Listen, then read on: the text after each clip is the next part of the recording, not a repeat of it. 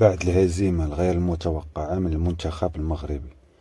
وكما كان متوقع، شهدت بعض المدن الفرنسية مجموعة من أعمال الشغب، خصوصا في باريس، حيث هجمت مجموعة من الشباب ينتمون إلى اليمين المتطرف الفرنسي.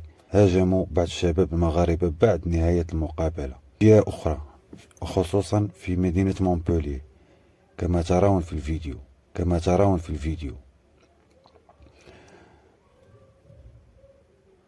مشجع فرنسي يمتطي سيارة بيضاء يدهس طفل مغربي عمر 14 سنة.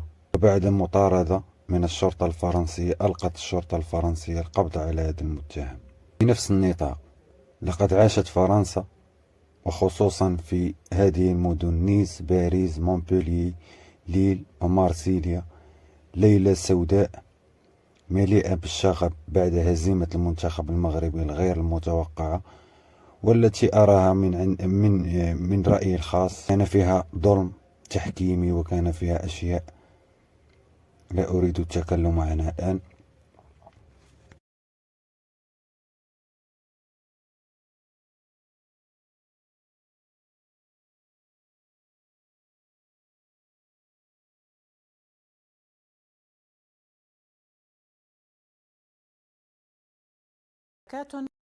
وحدثت اشتباكات